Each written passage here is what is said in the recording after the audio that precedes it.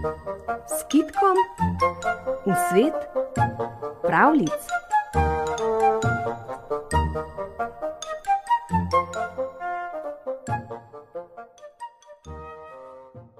Mesar je kupil vola in ga prignal domov.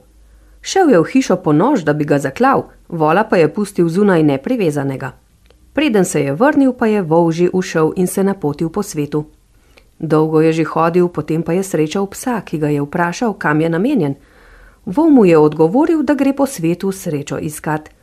Vzemi še mene s seboj, je poprosil pes. Kaj boš hodil z menoj, mu je odvrnil vol. Če bi te jaz samo enkrat mahnil s svojim repom, bi zacvilil, da bi pritekle vse zverine. Misliš, da jaz nič ne znam, se je branil pes. Kogar jaz primem s svojimi zobmi, ta se me dobro zapomni. Če je tako, pa pojdi z menoj, je pristal vol. Dolgo sta hodila, potem pa sta srečala oslička, ki sta ga vzela s seboj. Potovali so naprej in prišli do mačka, ki jih je tudi prosil, da bi smel potovati z njimi. Vzeli so ga s seboj, kot so v naslednji vasi vzeli tudi Petelina. Zdaj je bilo popotnikov že velika druščina in kmalu so prišli do velikega gozda. Ker se je medtem začelo mračiti, so sklenili, da poiščejo prenočišče. Odločili so se, da bodo šli tja, kjer bodo videli goreti kako luč. Poslali so naprej mačka in Petelina. Maček je splezal na bukev, Petelin pa je zletel na hrast in kmalu sta v bližnji grapi zagledala luč. Napotili so se naravnost tja in prišli do hiše, v kateri so stanovali roparji. Ta večer so ravno imeli veliko pojedino in veselico. Popotniki so se domenili, da je vsak od njih šel pod eno okno, potem pa so hkrati začeli peti vsak svojo pesem. Vol je tulil, pes lajal, osel rigal, maček mijavkal in Petelin kikirikal.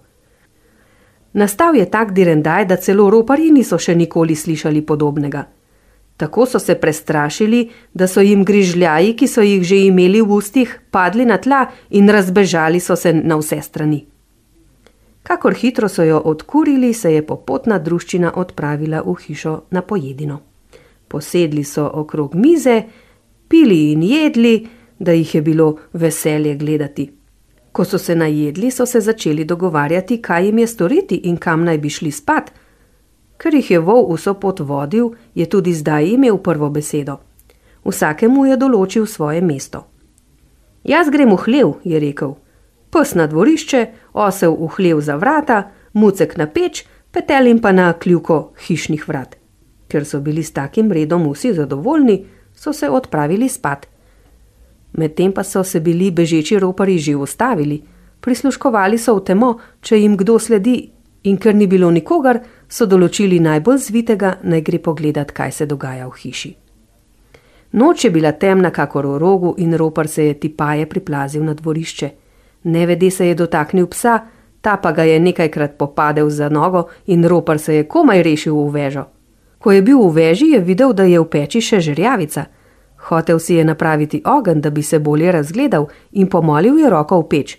Ropar je mačka nevede zadel v oko, maček pa je pobesnel, da mu je skočil v obraz in ga dodobra razpraskal. Ropar je bil zdaj še bolj preplašen in ni vedel, kaj naj stori. Hotel je pobegniti v sobo, a ko je zgrabil za kljuko, da bi odprl vrata, se je zagnal van Petelin, ki ga je divje okljuval in s perutmi obtolkel, da je ropar skoraj oslepel. Zato se je obrnil, zbežal čez dvorišče, kjer ga je spet popadel pes in se zatekel v hlev. A tudi tukaj ni našel mirnega zavetja. Vol se je z rogovi zakadil van in ga metal iz kota v kot, osel pa ga je s kopiti tolkel. Ves krvav in potolčen se je nazadnje le rešil in se vrnil k tovarišem, ki so ga težko pričakovali. Toda še bolj so se prestrašili, ko so izvedeli za grozno novico. Sam vrag se je naselil v naši hiši, jim je pripovedoval.